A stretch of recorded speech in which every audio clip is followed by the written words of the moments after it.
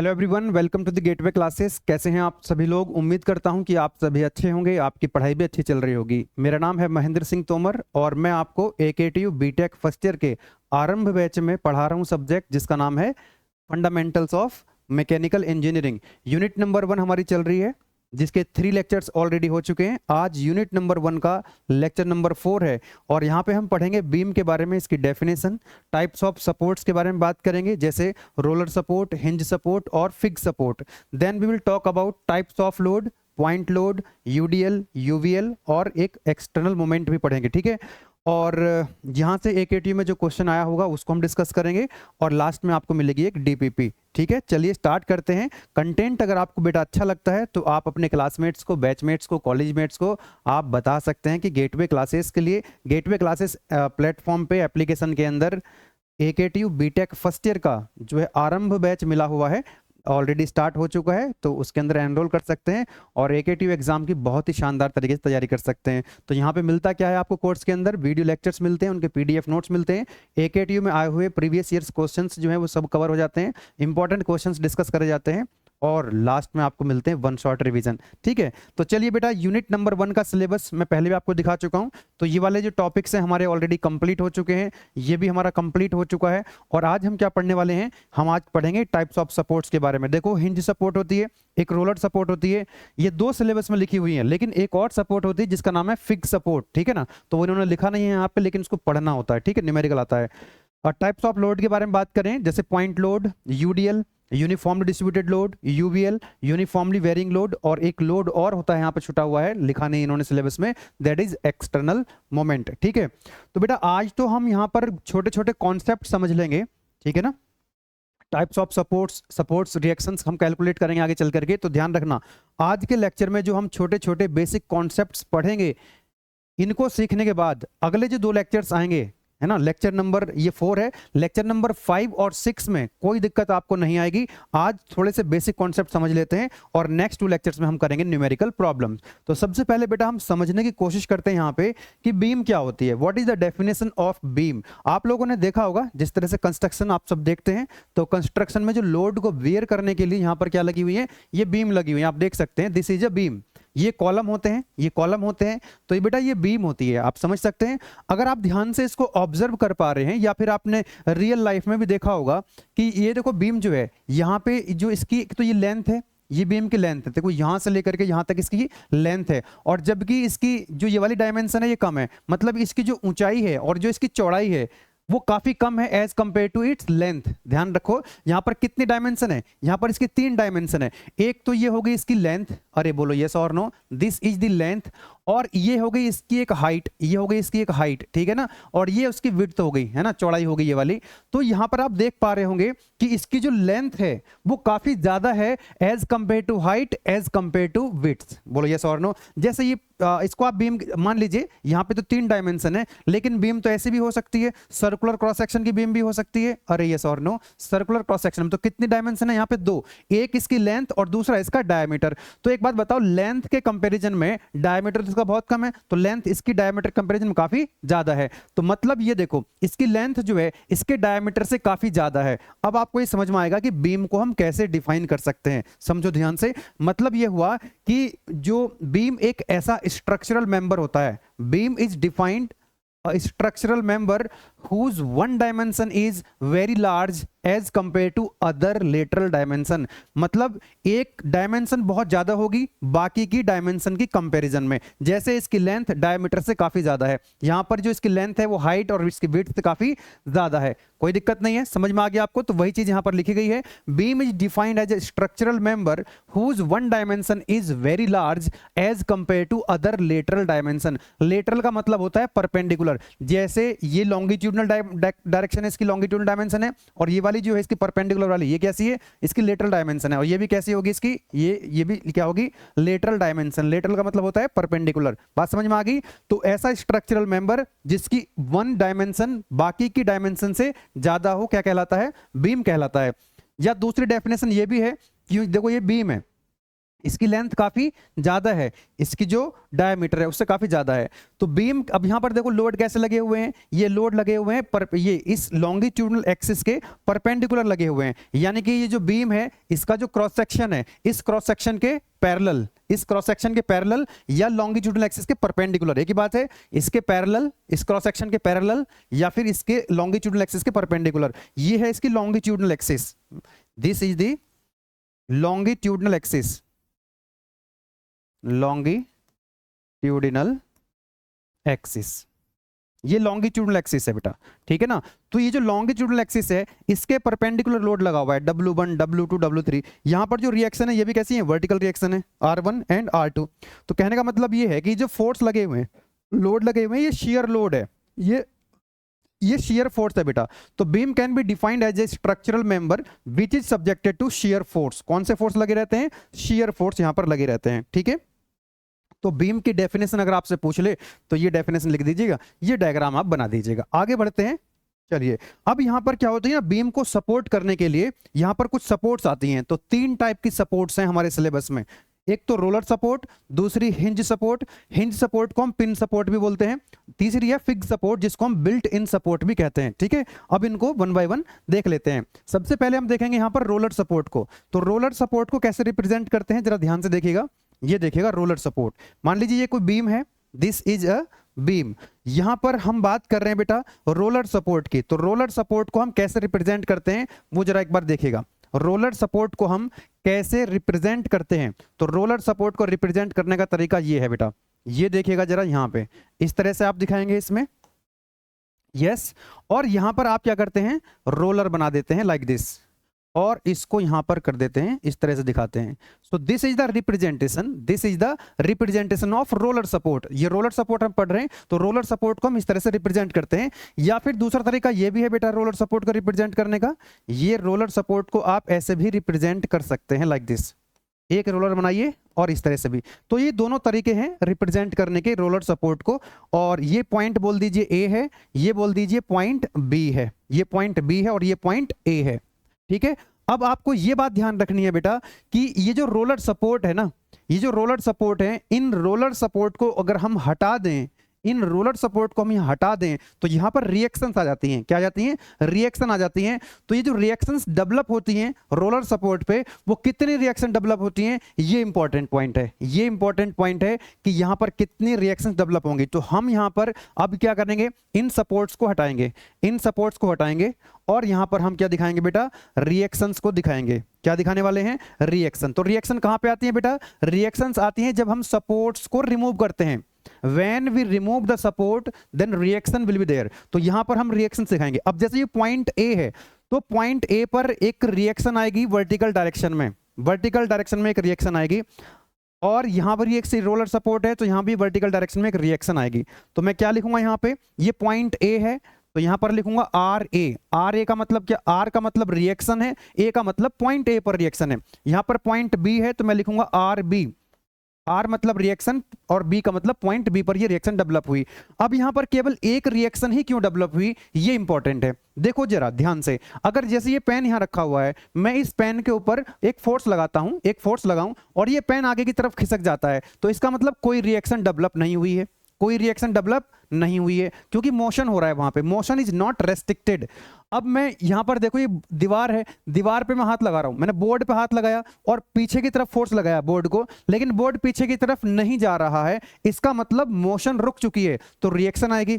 अरे बोलो ये सुनो, जब मैं क्या करता हूं, किसी बॉडी के ऊपर फोर्स लगाता हूं और बॉडी के अंदर मोशन नहीं आता है, इसका मतलब वहां रिएक्शन है।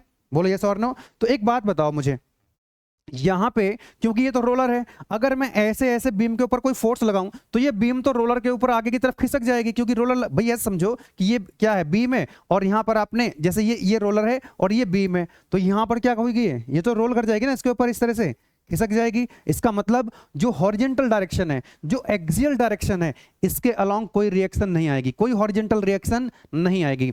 अच्छा यहां पर ये ऐसा मूव, ये यहां पर ये मोमेंट आएगा कि मोमेंट रिएक्शन नहीं आएगा, क्योंकि ये मोमेंट घूम सकती है, तो मोमेंट रिएक्शन भी नहीं आएगा। तो यहां पर 3 ही मोशन होती है। देखो कितनी 2D की हम बात कर रहे हैं तो 3 मोशन पॉसिबल हैं, एक हॉरिजेंटल, एक वर्टिकल और एक मोमेंट। तो यहां पर केवल और केवल आप नीचे की तरफ फोर्स लगाओगे तो नीचे सपोर्ट लगी हुई है तो ये नीचे की तरफ नहीं जाएगी, यानी कि जो वर्टिकल डायरेक्शन है, जो वर्टिकल डायरेक्शन है, वर्टिकल डायरेक्शन में मोशन नहीं हो रहा है, मोशन रुक चुकी है। अगर मोशन रुक चुकी है इसका मतलब वहां रिएक्शन डेवलप हो जाएगी। दीवार पे आप फोर्स लगाओ तो दीवार पे फोर्स लगाओगे तो क्या है कि दीवार खिसकेगी नहीं, इसका मतलब मोशन रुक चुकी है दीवार की, तो मतलब एक दीवार क्या करेगी, हमारे ऊपर एक रिएक्शन लगाएगी, ठीक है ना। तो यहां पर आपने जब सपोर्ट है तो एक रिएक्शन है वर्टिकल डायरेक्शन में, यहां भी एक वर्टिकल। केवल ध्यान रखना है, आपको ध्यान रखना यह है कि रोलर सपोर्ट, जब रोलर सपोर्ट की बात करेंगे तो नंबर ऑफ रिएक्शन केवल एक आएगी, ओनली वन रिएक्शन डेवलप। और कौन से डायरेक्शन में, वर्टिकल डायरेक्शन में। तो यहां भी देखो वर्टिकल डायरेक्शन में, यहां भी वर्टिकल डायरेक्शन में रिएक्शन डेवलप हो चुकी है। अब बात करते हैं यहां पर हम पिन सपोर्ट की, जिसको हम हिंज सपोर्ट भी कहते हैं, ठीक है। अब यहां पर पिन सपोर्ट का मतलब है जैसे यहां पर ये यहां पर है, समझो कि यहां पर आपने पिन लगा दी, जैसे ये है, यहां पर आप पिन लगा दो, तो ऐसे होल करो और पिन लगा दो। जब पिन लगा दोगे तो नीचे की तरफ मोशन नहीं होगी, तो वर्टिकल रिएक्शन में भी डेवलप, वर्टिकल डायरेक्शन में भी रिएक्शन आएगी, और क्योंकि आपने ऐसे पिन लगा दिए तो हॉरिजॉन्टल भी मोशन नहीं हो पाएगी, ठीक है ना। जरा यहां पर इसको देखते हैं कैसे हम इसको रिप्रेजेंट करते हैं बेटा, हिंज सपोर्ट को। ये हिंज सपोर्ट है, तो हिंज सपोर्ट में रोलर्स नहीं होते हैं, यहां पर रोलर्स नहीं लगाने, यहां पर आपने क्या कर दिया, एक पिन लगा दी। यहां पर आपने क्या लगा दिया, यहां पर आपने एक पिन लगा दिए, जिसको बोल रहे हैं हम हिंज सपोर्ट। तो बेटा ये कौन सा सपोर्ट है, ये है hinge support, this is the hinge support. ये कौन सपोर्ट थी यहां पे, this is the roller support, this is also roller support and this is also roller support. यहां पर मैंने एक साइड रोलर सपोर्ट लगा दिए, यहां रोलर सपोर्ट लगा दिए, जैसे यहां पर थी, यहां पर मैंने हिंज सपोर्ट लगा दिए। अब जो हिंज सपोर्ट है इसको जब आप रिमूव करेंगे बेटा तो यहां पर आएगी रिएक्शंस, ध्यान रखना। तो सबसे पहले तो आप ये देख लीजिएगा कि ये जो रोलर सपोर्ट है, तो रोलर सपोर्ट की तो पहली बात कर चुके हैं, तो यहां पर केवल एक ही रिएक्शन आएगी, वो भी वर्टिकल डायरेक्शन में। कौन सी डायरेक्शन बेटा, वर्टिकल डायरेक्शन में, जिसको लिखेंगे आर बी। अगर ये पॉइंट ए है और ये पॉइंट है बी तो बेटा एक ही रिएक्शन आएगी यहां पर आर बी, वर्टिकल डायरेक्शन में केवल एक रिएक्शन आएगी। लेकिन यहां पर हॉरिजॉन्टल हिंज सपोर्ट है, हिंज सपोर्ट का मतलब है कि वर्टिकल डायरेक्शन में कोई मोशन नहीं हो रहा है, वर्टिकल डायरेक्शन में कोई मूवमेंट नहीं हो रहा है, तो एक तो वर्टिकल डायरेक्शन में रिएक्शन आएगी। लेकिन यहां पर हॉरिजॉन्टल डायरेक्शन में भी मोशन अलाउड नहीं है, there is no motion in axial direction, horizontal direction में कोई मोशन नहीं है। इसका मतलब हॉरिजॉन्टल डायरेक्शन में भी एक रिएक्शन आ सकती है, तो यहां पर एक आ जाएगी reaction like this horizontal direction में। तो यहां पर दो रिएक्शन आएंगी, number of reactions equal to 2, एक vertical direction R A V और R A H horizontal direction. इसको लिखेंगे हम, ये पॉइंट क्योंकि ए है और ये पॉइंट क्योंकि बी है, ठीक है, तो ये हो जाएगा आपका आर ए वी यानी कि वर्टिकल डायरेक्शन में, और ये हो जाएगा आर ए एच यानी कि हॉरिजॉन्टल डायरेक्शन में। आर ए एच, तो कितनी रिएक्शन आ गई, दो रिएक्शन आ गई, R A H point A पर रिएक्शन हॉरिजॉन्टल डायरेक्शन में और दूसरी वर्टिकल डायरेक्शन में। इनका रिजल्टेंट अगर आपको निकालना हो, क्योंकि यहां पर आर ए एच और आर ए वी जो है वो कैसे हैं, दोनों परपेंडिकुलर हैं। अगर दोनों परपेंडिकुलर होते हैं, दो फोर्स या दो रिएक्शन जो है अगर परपेंडिकुलर डायरेक्शन में है तो उनका रिजल्टेंट कैसे निकालते हैं हम लोग, तो आर ए जो है इनका रिजल्टेंट आ जाएगा आर ए, तो ओवरऑल रिएक्शन ए पर कितनी आएगी, square root R A H का square plus R A V का स्क्वायर, आर ए वी का स्क्वायर। आपको ध्यान होगा लास्ट लेक्चर में हमने एक्स डायरेक्शन वाई डायरेक्शन में फोर्सेस को रिजॉल्व करते थे हम, दो म्यूचुअली परपेंडिकुलर डायरेक्शन में, ठीक है ना, summation F X summation F Y निकाले थे लास्ट टाइम, तो वो दो परपेंडिकुलर थे, तो उनका रिजल्टेंट ऐसे तो निकालते थे, summation F X square plus summation F Y square. तो यहां पर भी दो रिएक्शन है, दोनों परपेंडिकुलर हैं, तो इनका जो रिजल्टेंट आएगा वो कुछ इस तरह से आ जाएगा, ठीक है। ए पर जो ओवरऑल रिएक्शन आएगी बेटा वो इस फॉर्मूले से आप कैलकुलेट कर सकते हैं। ध्यान रखना अभी जो मैं आपको बता रहा हूं कि यार आपको ये पता होना चाहिए, क्योंकि जब हम आगे पढ़ रहे होंगे, क्या पढ़ रहे होंगे बेटा, हम आगे पढ़ेंगे बीम, मतलब बीम पढ़ रहे हैं हम, बीम पे जो सपोर्ट्स हम पढ़ रहे हैं, सपोर्ट्स पे कितनी रिएक्शन आती हैं, कौन सी डायरेक्शन में आती हैं, ये आपको पता होना चाहिए, तभी तो आप रिएक्शंस कैलकुलेट कर पाओगे। अगले दो लेक्चर्स के अंदर जो रोलर सपोर्ट है, हिंज सपोर्ट है या फिक्स सपोर्ट है, वहां पर हमको ये रिएक्शंस कैलकुलेट करनी होंगी, ये रिएक्शंस हमको कैलकुलेट करनी होंगी। तो अगले दो लेक्चर्स के अंदर हम न्यूमेरिकल प्रॉब्लम सॉल्व करेंगे, ठीक है ना, ये सारे कॉन्सेप्ट्स वहां पर हमारे अप्लाई हो रहे होंगे, ठीक है ना, इसलिए बहुत ध्यान से चीजों को समझते हुए चलेंगे, राइट। अब चलते हैं नेक्स्ट। जैसे यहाँ पर आप हिंज सपोर्ट को देख सकते हैं बेटा, ये पिन सपोर्ट है, हिंज सपोर्ट है, तो आपने देखा होगा इस तरह का कंस्ट्रक्शन। तो यहाँ पर देखिए ये पिन लगी हुई है, तो ये पिन सपोर्ट होती है इस तरह की, तो ये हॉरिजेंटल डायरेक्शन मूव नहीं कर सकती है, तो इसलिए RAH आ जाता है यहाँ पर हॉरिजेंटल डायरेक्शन में। वर्टिकल डायरेक्शन में भी मूव नहीं कर सकती है, तो ये हो जाएगा RAB, यानी कि यहां पर दो रिएक्शन आएंगी पिन सपोर्ट पे, हॉरिजेंटल डायरेक्शन में भी और वर्टिकल डायरेक्शन में भी। नेक्स्ट आता है बेटा आपका फिक्स सपोर्ट। कौन सी सपोर्ट? Fix support. यहां पर आप देखेंगे फिक्स सपोर्ट। फिक्स सपोर्ट का मतलब होता है जैसे कि ये बीम है, इस बीम को आपने यहां पर फिक्स कर दिया, या तो वेल्डिंग कर दिया या तो आपने यहां पर नट बोल्ट लगा दिए। अब ये जो बीम है बेटा, क्योंकि ये जो बीम है ना तो नीचे जा सकती वर्टिकल डायरेक्शन में, तो वर्टिकल डायरेक्शन में रिएक्शन आएगी, ना ये हॉरिजेंटल डायरेक्शन मूव कर सकती तो हॉरिजेंटल रिएक्शन आएगी, और ना ही मोमेंट हो सकता है यहां पर, तो इसलिए मोमेंट रिएक्शन भी आएगा। क्योंकि इसके पहले वाली जो थी बेटा, यहां पर मोमेंट हो सकता है, ये घूम सकती है स्पिन, ये तो पिन लगी हुई है तो घूम सकती है, तो मोमेंट रिएक्शन नहीं आएगी। जब तक घूमने के वाला जो मोशन है वो रुकेगा नहीं, रोटेशन रुकेगा नहीं, तब तक मोमेंट रिएक्शन नहीं आएगी। तो यहां तो ये घूम सकती है तो मोमेंट रिएक्शन नहीं आएगी। लेकिन बेटा यहां पर ये जो आप देख रहे हैं, यहां पर तो ये घूम ही नहीं सकती, तो यहां पर हॉरिजेंटल डायरेक्शन में भी रिएक्शन आएगी RH, वर्टिकल डायरेक्शन में भी रिएक्शन आएगी RAB, और एक मोमेंट रिएक्शन भी आएगा, एक मोमेंट रिएक्शन भी आएगा, क्योंकि यहां पर क्या कर दिया आपने, इसको आपने यहां फिक्स कर दिया है। तो ये फिक्स सपोर्ट है। कौन सपोर्ट है? फिक्स सपोर्ट है। और फिक्स सपोर्ट को हम कैसे रिप्रेजेंट करते हैं? फिक्स सपोर्ट को हम कैसे रिप्रेजेंट करते हैं? लाइक दिस, है ना। तो यहां पर हम एक बना देते हैं इस तरह से, ये होगी फिक्स सपोर्ट। ये कौन सपोर्ट है? This is a fix support, this is the representation of fix support. Fix support है, इसको बोल दीजिए पॉइंट A एंड इसको बोल दीजिए पॉइंट B। तो बेटा यहां पर कितनी रिएक्शंस आने वाली हैं? यहां पर 3 रिएक्शंस आने वाली हैं, एक वर्टिकल डायरेक्शन में आएगी और दूसरी हॉरिजेंटल डायरेक्शन में आएगी, अरे यस और नो, और तीसरी क्या आएगी बेटा? एक मोमेंट रिएक्शन भी आएगा, एक मोमेंट रिएक्शन भी आएगा, ठीक है ना। इसको बोल दीजिए पॉइंट A। तो हमने क्या बोला कि एक रिएक्शन तो आ गई यहां पर RAV वर्टिकल डायरेक्शन में, एक हॉरिजेंटल डायरेक्शन में RAH, और एक आ गया moment reaction, this is M, this is M, है ना। बोलो यस और नो। तो यहां पर देखो वर्टिकल मोशन रेस्ट्रिक्टेड है तो एक reaction I, axial motion restricted है एक और रिएक्शन आई, रोटेशन भी रेस्ट्रिक्टेड है तो तीसरे मोमेंट रिएक्शन आ गया। तो नंबर ऑफ रिएक्शन कितनी होगी? 3, है ना। अब कंक्लूड कर दें। यहां पे देखो जो रोलर सपोर्ट थी बेटा, रोलर सपोर्ट में केवल एक रिएक्शन आती है। प्लीज रिमेंबर, अगले 2 लेक्चर्स में ये बात याद रखनी होगी आपको कि जो रोलर सपोर्ट होती है केवल एक रिएक्शन आती है ओनली इन वर्टिकल डायरेक्शन में। जो आपकी हिंज सपोर्ट होती है उस पर 2 रिएक्शन आती हैं, RAH RAB, हॉरिजेंटल में भी और वर्टिकल डायरेक्शन में भी। रिजल्टेंट इनका इस तरह से आ जाएगा। नेक्स्ट आता है आपका हिंज सपोर्ट। तो हिंज सपोर्ट पे 3 रिएक्शन आती हैं, वर्टिकल डायरेक्शन में, हॉरिजेंटल डायरेक्शन में और मोमेंट रिएक्शन। इसका अगर आपको रिजल्ट वो निकालना हो A पर रिएक्शन ओवरऑल कितनी आएगी, तो बेटा RAH और RAB जो है दोनों परपेंडिकुलर हैं, तो इनकी भी क्या आ जाएगा, इनका रिजल्टेंट कैसे आएगा? R, जैसे अभी लास्ट उसमें देखा हिंज सपोर्ट पे, RAH का स्क्वायर प्लस RAB का स्क्वायर। बताइए कोई दिक्कत है क्या? There is no problem, there is no problem at all. तो इस तरह से ये 3 सपोर्ट्स हो गई। रोलर सपोर्ट पे 1 रिएक्शन, हिंज सपोर्ट पे 2 रिएक्शन और फिक्स सपोर्ट पे 3 रिएक्शन डेवलप हो सकती हैं। आगे बढ़ते हैं। नेक्स्ट आता है बेटा लोड। टाइप्स ऑफ लोड की बात करेंगे यहां पे हम, क्योंकि जब एक्चुअली AKTU में जो क्वेश्चन आता है उसमें इस तरह का आपको एक बीम देकर रखेगा, उसमें इस तरह से लोड लगा देगा, आपसे कहेगा कि रिएक्शंस कैलकुलेट करके बताओ, और ये कई बार AKTU एग्जाम में क्वेश्चन पूछा गया है। तो बेटा ध्यान से देखिएगा कि the following are the types of load which are subjected to beam. Beam पर इतने टाइप्स के लोड लगे रहते हैं। नंबर 1 कंसंट्रेटेड लोड, जिसको हम पॉइंट लोड के नाम से भी जानते हैं। दूसरा आता है यूनिफॉर्मली डिस्ट्रीब्यूटेड लोड, UDL, है ना, जो सिलेबस में शॉर्ट फॉर्म में लिखा हुआ UDL, uniformly distributed load, UVL uniformly varying load, and M जो है दैट इज एक्सटर्नल मोमेंट। अगर ये 2 नंबर में क्वेश्चन पूछ ले आपसे कि explain the types of load, तो क्या करेंगे आप? ये चारों लोड का नाम लिखेंगे और केवल एक डायग्राम ऐसे बना करके समझा देंगे। अब ये जो लोड यहां पर लिखे हुए हैं, मैं यहां पर समझा देता हूं कि किस तरह से रिप्रेजेंट करते हैं लोड्स को डायग्राम की हेल्प से, ठीक है। तो यहां पर मैंने एक बीम कंसीडर कर ली है।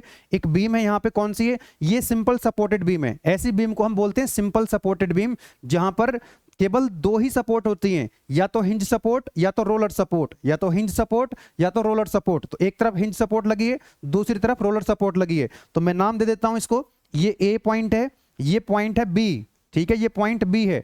अब आपने देखा कंसंट्रेटेड लोड यानी कि पॉइंट लोड। तो पॉइंट लोड जो होता है वो पॉइंट पे लगा होता है। जैसे यहां पर एक लोड लगा हुआ है, यहाँ पर एक पॉइंट है, इस पॉइंट को बोल देते हैं ए बी और ये हो गया सी। तो पॉइंट सी पर एक पॉइंट लोड लगा हुआ है, डब्ल्यू हम लिख सकते हैं इसको। तो डब्ल्यू जो है वो क्या बेटा, वो है आपका पॉइंट लोड, है ना। मैं नंबरिंग यहाँ पे नाम लिख देता हूं, ए बी सी, ये हो जाएगा D E F G and this point is H, ठीक है।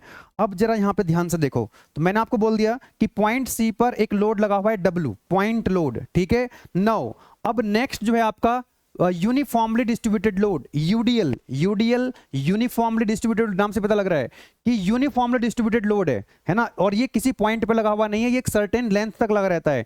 तो यहां पर जो एक सर्टेन लेंथ, मान लीजिए this length is 2 metre, for example this is 2 metre, ठीक है ना। तो 2 मीटर, ये पॉइंट डी से लेकर के पॉइंट ई तक एक यूडीएल लगा हुआ है। क्या लगा हुआ है? एक यूडीएल लगा हुआ है। तो यहां से लेकर के यहां तक क्या है बेटा, यूनिफॉर्म इंटेंसिटी है लोड की। और ये जो आपका पॉइंट लोड होता है, इसकी जो यूनिट होती है वो होती है न्यूटन या किलो न्यूटन। और ये जो यूडीएल होता है, यूनिफॉर्मली डिस्ट्रीब्यूटेड लोड, इसकी यूनिट होती है न्यूटन पर मीटर या kilo Newton per metre. Next आता है आपका यूनिफॉर्मली वेरिंग लोड। यहां पर लोड जो है वेरी करेगा, लेकिन यूनिफॉर्मली वेरी करेगा। तो यहां पर आप देख सकते हैं F से लेकर के G तक लोड लगा हुआ है, जो कि यूनिफॉर्मली वेरिंग लोड है। देखो G पर लोड की इंटेंसिटी कितनी है, 0। अब G से लेकर के F तक जो है लोड की इंटेंसिटी क्या हो रही है, इंक्रीज हो रही है। और यहां पर लोड की इंटेंसिटी कितनी है, मैक्सिमम है। और इसकी भी जो यूनिट होती है वो होती है Newton per metre, Newton per metre. तो यहां पर F से लेकर के G तक जो है, मान लेते हैं ये डिस्टेंस 3 मीटर है, फॉर एग्जाम्पल, कुछ भी मान सकते हैं। तो ये जो 3 मीटर तक लोड लगा हुआ है वो कौन सा है, आपका यूवीएल है। तो ये जो लोड है बेटा वो है UVL, this is UVL, uniformly distributed load. ये कौन सा लोड है बेटा, दिस इज यूडीएल, यूनिफॉर्मली, ये यूनिफॉर्मली वेरिंग लोड है यूवीएल। और ये है यूडीएल, यूनिफॉर्मली डिस्ट्रीब्यूटेड लोड। और ये कौन सा लोड है बेटा, ये है पॉइंट लोड। ये हो गया आपका पॉइंट लोड। इसकी यूनिट क्या हो जाती है, इसकी यूनिट हो जाती है बेटा, यूनिट हो जाती है इसकी, दैट इज न्यूटन। इसकी यूनिट न्यूटन पर मीटर, इसकी unit Newton per metre, okay. और एक और लोड होता है ना, मोमेंट m देख रहे हैं यहाँ पर, ये जो m है ये पॉइंट h पर एक मोमेंट लगा हुआ है। ये मोमेंट जो है क्लॉकवाइज भी हो सकता है, एंटी क्लॉकवाइज भी हो सकता है। और इस मोमेंट की जो यूनिट होती है, ध्यान रखना, इस मोमेंट की जो यूनिट होती है वो होती है न्यूटन मीटर या किलो न्यूटन मीटर, ठीक है ना। तो 2 नंबर में अगर आपसे पूछता है तो इस तरह से डायग्राम बना करके आप समझा सकते हैं, ओके। ये जो डिस्टेंस है 2 मीटर 3 मीटर, अपने मन से कुछ भी ले सकते हैं। मतलब कहने का हुआ कि जो ये जो अब 1 बाय 1 बात कर लेते हैं। जैसे कि अगर मान लीजिए ये तो 2 नंबर के लिए सफिशिएंट हो गया, लेकिन अगर उसने इसी क्वेश्चन को 7 मार्क्स में पूछ लिया तो आपको फिर अलग अलग डायग्राम बना करके थोड़ा सा और ज्यादा एक्सप्लेन करना पड़ेगा। जैसे पॉइंट लोड के बारे में क्या लिखेंगे आप लोग कि this load act as a point. तो ये जो पॉइंट लोड होता है ये किसी पॉइंट पर क्या करता है, ये किसी पॉइंट पर एक्ट करता है। और इसको हम एरो से रिप्रेजेंट करते हैं, इसको हम एरो से रिप्रेजेंट करते हैं। और बेटा इसकी जो यूनिट होती है वो न्यूटन या फिर किलो न्यूटन होती है, न्यूटन या फिर किलो न्यूटन होती है। जब हम न्यूमेरिकल सॉल्व करेंगे तो वहां पर आपको न्यूमेरिकल वैल्यू दिखाई देंगी, तो वो न्यूटन या फिर किलो न्यूटन में वैल्यू दिखेगी, ठीक है। नेक्स्ट आ गया बेटा आपका uniformly distributed load. Uniformly distributed load को मैंने आपको बताया कि यूनिफॉर्मली डिस्ट्रीब्यूटेड है, पॉइंट सी से लेके पॉइंट डी तक एक यूनिफॉर्मली डिस्ट्रीब्यूटेड लोड लगा हुआ है। तो ये कौन सा लोड है, this is UDL, that is uniformly distributed load. इसकी जो लोड की जो यहां पर यूनिट होती है इसकी, वो होती है डब्ल्यू, न्यूटन पर मीटर या किलो न्यूटन पर मीटर। अच्छा, इस लोड को जो है आप इस तरह से भी रिप्रेजेंट कर सकते हैं। कई बुक में आपको ऐसे मिलेगा तो कई बुक में आपको ऐसे मिलेगा, ठीक है। इस डिस्टेंस को हम मान लेते हैं कि this distance is for example 3 metre, कि 3 मीटर तक सी से लेकर के डी तक की जो डिस्टेंस है वो 3 मीटर है। और 3 मीटर की डिस्टेंस पे जो लोड लगा हुआ है बेटा वो कितना लगा हुआ है, डब्ल्यू। इसको कोई न्यूमेरिकल वैल्यू ले लेते हैं, मान लेते हैं 10 newton per metre. 10 newton per metre इस लोड की इंटेंसिटी दे रखी है। और कितने डिस्टेंस तक लगा हुआ है, 3 मीटर तक लगा हुआ है। तो ये डिस्टेंस कितनी होगी बेटा, this distance is 3 metre. Same है ये डायग्राम और ये डायग्राम दोनों एकदम सेम है। इसको ऐसे रेक्टेंगल से भी दिखा सकते हैं और इस तरह से भी दिखा सकते हैं। तो ये कितना है, स्मॉल w से लिखते हैं इसको, that is 10 newton per metre, okay. तो ये डायग्राम और ये डायग्राम एकदम सेम है, ये रिप्रेजेंट करने के दोनों तरीके हो सकते हैं। क्या लिखेंगे इसके बारे में आप लोग, load act over a certain length, ये एक सर्टेन लेंथ तक लोड लगा रहता है। दूसरा, intensity of load is uniform, load की इंटेंसिटी जो है पूरी लेंथ तक, जिस सर्टेन लेंथ तक ये लगा हुआ है वो यूनिफॉर्म रहती है, एक जैसा लोड रहेगा। अगर यहाँ 10 न्यूटन पर मीटर है तो throughout length 10 newton per metre ही रहेगा। नेक्स्ट जो इंपॉर्टेंट पॉइंट है, total load equal to area of the plane figure. यहां पर रेक्टेंगल बन रहा है, ये क्या है, रेक्टेंगल है, तो रेक्टेंगल का एरिया कैसे निकालते हैं, हाइट इंटू बेस। तो बेटा टोटल लोड निकालने के लिए हमको इसका एरिया निकालना होगा, रेक्टेंगल का एरिया, हाइट इंटू बेस। दूसरा, total load act at middle of the loaded length, जिस लेंथ तक ये लगा हुआ है उस लेंथ के मिड में ये एक्ट करता है। तो न्यूमेरिकल जब सॉल्व करेंगे तब वहां पर आपको ये काम करना होगा। तो इसका हम फ्री बॉडी डायग्राम एफबीडी बना सकते हैं। फ्री बॉडी डायग्राम, सबसे पहले हमको इसका फ्री बॉडी डायग्राम बनाना होता है, और ये क्वेश्चन कहता है एकेटीयू में कि इसका फ्री बॉडी डायग्राम बनाओ, इसका फ्री बॉडी डायग्राम बनाओ। तो देखो जब एफबीडी बनाते हैं तो यहाँ पर जो सपोर्ट्स हैं उनको रिमूव कर दोगे तो बेटा एक रिएक्शन यहाँ पे आएगी वर्टिकल डायरेक्शन में। केवल एक ही रिएक्शन आएगी कि दो रिएक्शन आएंगी, एक ही रिएक्शन आएगी, क्योंकि यहाँ पर क्या है बेटा, केबल और यहाँ पर जो सपोर्ट है वो रोलर सपोर्ट है, और रोलर सपोर्ट पे एक ही रिएक्शन आती है, अभी आपको बताया। ठीक है, ये हो गया पॉइंट ए। ये जो पॉइंट बी है, यहां पर हिंज सपोर्ट है, ये कौन सपोर्ट है, हिंज सपोर्ट है। तो यहां पर दो रिएक्शन आनी चाहिए, एक वर्टिकल डायरेक्शन में और दूसरी हॉरिजॉन्टल डायरेक्शन में। अरे यस और नो, एक हॉरिजॉन्टल डायरेक्शन में भी आनी चाहिए, लाइक दिस। ठीक है, हालांकि ये वैल्यू 0 हो जाएगी इसकी, क्योंकि यहां पर कोई हॉरिजॉन्टल लोड नहीं लगा हुआ है। तो फिर भी मैं लिख रहा हूं यहां पर आर बी वी, और यहां हो जाएगा आर बी, ओहो ओहो ओहो, थोड़ा सा इधर लिख लेते हैं इसको, this is R B H, ये पॉइंट है B. Okay, now important point क्या है कि यार ये जो आपका यूडीएल लगा हुआ है, इस यूडीएल का टोटल लोड कितना होगा, यानी कि ये है न्यूटन पर मीटर में, हमको चाहिए टोटल लोड न्यूटन में, यानी कि इसको पॉइंट लोड में कन्वर्ट करना है। टोटल लोड निकालने का मतलब है इसको पॉइंट लोड में कन्वर्ट करना है। तो टोटल लोड आ जाएगा यहां से area of the plane figure. तो मैं लिखूंगा यहां पे, मैं लिखने वाला हूं यहां पे कि टोटल लोड कितना होगा, total load, total load equal to area of plane figure. तो एरिया कितना है इसका, this is height into base, height कितनी है 10 न्यूटन पर मीटर,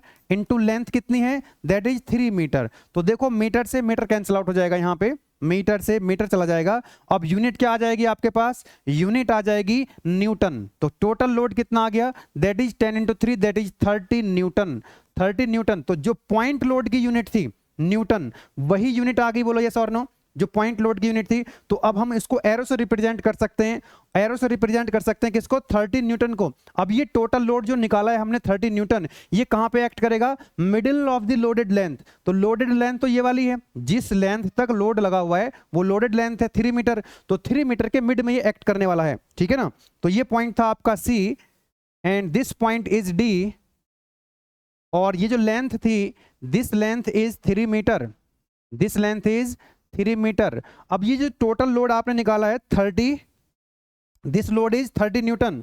तो 30 न्यूटन जो है सी और डी के मिड में एक्ट करने वाला है। कहां पे, सी और डी के मिड में एक्ट करने वाला है 30 न्यूटन। तो ये डिस्टेंस भी कितनी हो जाएगी बेटा, दिस डिस्टेंस इज 1.5 मीटर, बोलो यस और no, and this is also 1.5 metre, C से भी 1.5 मीटर और डी से भी 1.5 मीटर, क्योंकि ये टोटल 3 मीटर थी और इसके मिड में एक्ट करेगा, तो हाफ इधर और हाफ उधर, कोई दिक्कत वाली बात नहीं है। तो ये बन चुका है इसका FBD, this is FBD, free body diagram, free body diagram. इस बीम का ये फ्री बॉडी डायग्राम है।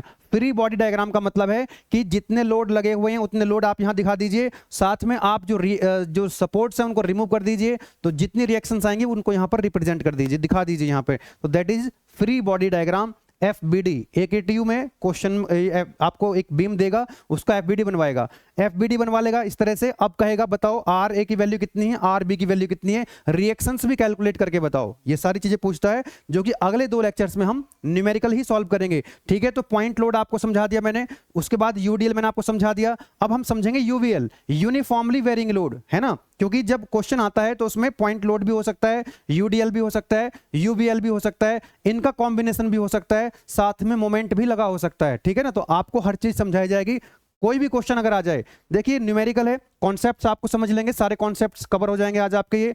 अगर इतने कॉन्सेप्ट आप समझ लेते हैं, ज्यादा कॉन्सेप्ट्स तो है नहीं, इनको यूज करके आप कोई भी क्वेश्चन सॉल्व कर सकते हैं, है ना। चलिए, तो यहाँ पर एक बीम है बेटा, है ना, ये एक बीम है, यहाँ पर एक रोलर सपोर्ट लगी हुई है, यहाँ पर एक हिंज सपोर्ट लगी हुई है, और यहाँ पर लगा हुआ है UVL, that is uniformly varying load, uniformly varying load, UVL. और इस लोड की जो इंटेंसिटी दे रखी है, देखो यहाँ पर यूनिफॉर्मली वेरिंग लोड का मतलब है कि लोड की इंटेंसिटी यहाँ पर 0 है और यहाँ पर इंक्रीज हो रही है और यहाँ पर मैक्सिमम है, और लोड की जो इंटेंसिटी यहाँ पर मैक्सिमम दे रखी है, आपको मान लेते हैं इसको मान लेते हैं that is equal to 30 newton per metre, यानी कि जो मैक्सिमम हाइट है वो कितनी है, 30 न्यूटन पर मीटर। और ये कितनी लेंथ तक ये लोड लगा हुआ यूवीएल, फॉर एग्जांपल 6 मीटर, आप कुछ भी एग्जांपल ले सकते हैं, ठीक है ना, समझने के लिए मैंने यहाँ पर 6 मीटर ले लिया है। तो द लोड वेरी यूनिफॉर्मली, यहां पर लोड वेरी करता है यूनिफॉर्मली। लोड देखो ऐसे भी वेरी कर सकता है, देखो ऐसे भी वेरी कर सकता है, अभी भी वेरी कर रहा है, लेकिन ये यूनिफॉर्मली वेरी नहीं कर रहा है ना।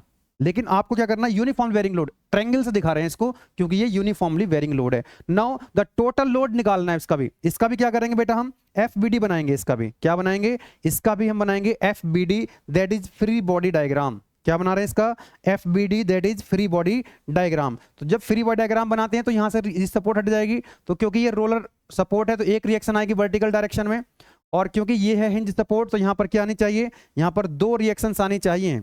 यहां पर कितनी रिएक्शन आएंगी, 2 रिएक्शन आएंगे।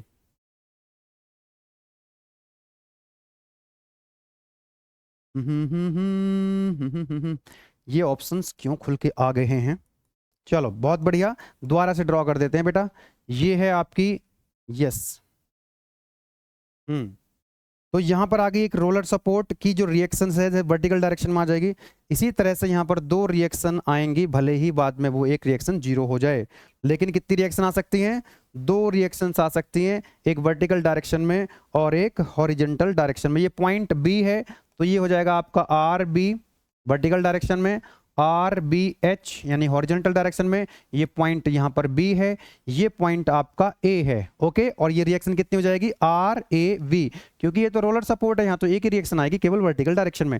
अब ये जो आपका ट्रायंगल है, जो यूनिफॉर्मली वेरिंग लोड है, इसका टोटल लोड कैसे निकालें, इसको पॉइंट लोड में कैसे कन्वर्ट करें, तो यहां पर क्या करना है, तो area of the plane figure, यानी कि जो ट्रायंगल है इसका एरिया निकाल लेंगे। तो दैट इज वेरी सिंपल, वहां पे हमने रेक्टेंगल का निकाला था, यहां पर हम क्या करने वाले हैं, ट्रायंगल का निकालेंगे। सो टोटल लोड कैसे कैलकुलेट करते हैं, टोटल लोड हम कैलकुलेट करते हैं half into base into height. तो हाफ, ट्रायंगल का एरिया पता है, ट्रायंगल का एरिया सबको पता है ना, half into base into height. तो हाफ इंटू बेस कितना है, that is 6 metre, into height कितनी है, 30 newton per metre, 30 newton per metre. तो देखो जरा, मीटर से मीटर कैंसिल आउट हो जाएगा, तो यहां पर न्यूटन इसकी क्या बन जाएगी, यूनिट आ जाएगी, और टोटल लोड आपको मिल जाएगा, ये हो जाएगा 90 न्यूटन। अरे बोलो यस और नो, कितना आ जाएगा, 90 न्यूटन। अब ये जो 90 न्यूटन है टोटल लोड, अब इसको हम एरो से रिप्रेजेंट कर सकते हैं, और ये जो टोटल लोड है वो एक्ट करता है at the centroid of the triangle. अब जो ट्रायंगल का सेंट्रोइड कहां पे होता है, जैसे यहां पर हमने देखा था ये रेक्टेंगल था, तो रेक्टेंगल का सेंट्रोइड तो मिड में होगा, तो इसीलिए मिड में एक्ट कर रहा था। अरे यस और नो, तो ये मिड में तो एक्ट कर रहा था, ए बी सी, इसका नाम कुछ और दे सकते हो, ई नाम दे सकते हो, यस और नो। तो ये मिड में एक्ट कर रहा था क्योंकि रेक्टेंगल का जो सेंट्रोइड है वो मिड में होता है, क्योंकि ये यूनिफॉर्म डिस्ट्रीब्यूटेड लोड है। भाई एक रॉड है और रॉड का डायमीटर एकदम सेम है, आयरन की रॉड है, एक बच्चे ने इधर से पकड़ा, एक बच्चे ने इधर से पकड़ा, तो लोड बराबर बराबर जाएगा कि नहीं जाएगा, बोलो यस और नो, क्योंकि सेंट्रोइड उसका मिड में होगा। लेकिन जो ट्रायंगल है इसमें लोड यहाँ पर 0 है, इधर की तरफ इंक्रीज हो रहा है, यहाँ पर लोड ज्यादा है, यहाँ पर लोड क्या है, ज्यादा है, तो इसका सेंट्रोइड तो इधर की तरफ शिफ्ट हो जाएगा ना, मिड में तो आएगा नहीं, मिड से थोड़ा इधर जाएगा, तो कितना इधर जाएगा। ये टोटल लोड कहां पर एक्ट करता है, ये जो टोटल लोड है बेटा 90 न्यूटन कहां पे एक्ट करेगा, ये एक्ट करेगा, यहां पर लिख रहा हूं मैं, यहां पर लिख रहा हूं, ये टोटल लोड एक्ट करता है, ये लिखा है total load acts at the centroid of the triangle.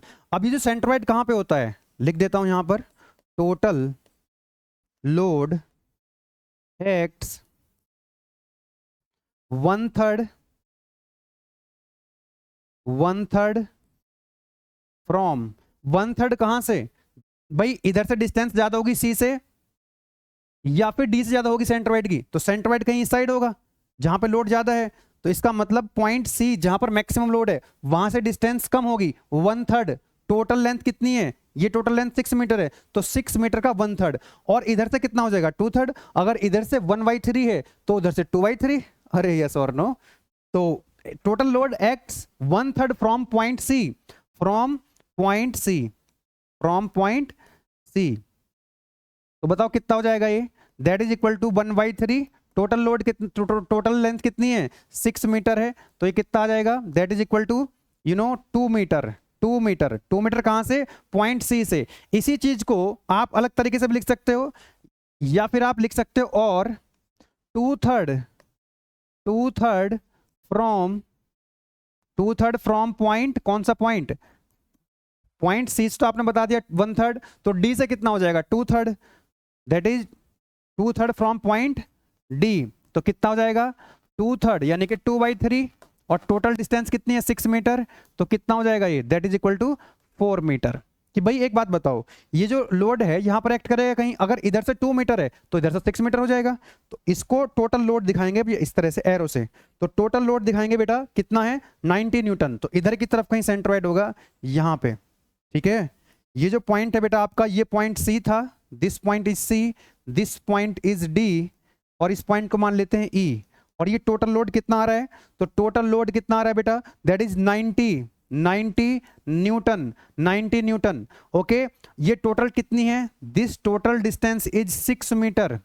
सी से लेकर के डी तक कितनी डिस्टेंस है 6 मीटर। और यहां पर पॉइंट सी से सेंट्रोइड कहां पे आएगा 1/3, कितना 2 मीटर। यानी कि ये वाली जो डिस्टेंस है, ये टोटल लोड एक्ट करेगा, यहां पर होगी डिस्टेंस, सी से डिस्टेंस 2 मीटर होगी, और डी से कितनी आई थी, डी से आई थी 2/3 यानी कि 4 मीटर, 4 मीटर।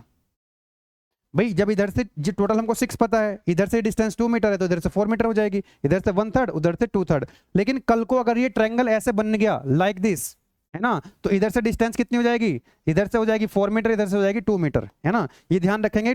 और ये 2 मीटर 4 मीटर भी याद नहीं रखना आपको, 1/3 और 2/3 याद रखना है। आज ये कितनी है, मैंने 6 मीटर का एग्जांपल लिया है, अब हो सकता है कि कल को 6 मीटर की जगह 8 मीटर हो जाए, 10 मीटर हो जाए, या 3 मीटर हो जाए। तो आपको जिधर जहां पे लोड की इंटेंसिटी 0 है वहां से डिस्टेंस ज्यादा होगी सेंट्रोइड की, तो यानी कि 2/3, और जहां पर लोड की इंटेंसिटी मैक्सिमम वहां डिस्टेंस कम होगी, यानी 1/3। मैक्सिमम हाइट से 1/3, इधर से 2/3, ठीक है ना, तो ये बात ध्यान रखेंगे। क्लियर है ये कॉन्सेप्ट, अगर आपको समझ में आ गया तो अगले 2 लेक्चर्स में जो हम न्यूमेरिकल प्रॉब्लम सॉल्व करेंगे उसमें कोई दिक्कत आपको नहीं आएगी, इजीली आपको चीजें समझ में आ जाएंगी। लास्ट वाला जो लोड था वो क्या था, मोमेंट। अ बीम में be subjected to external moment at a certain point.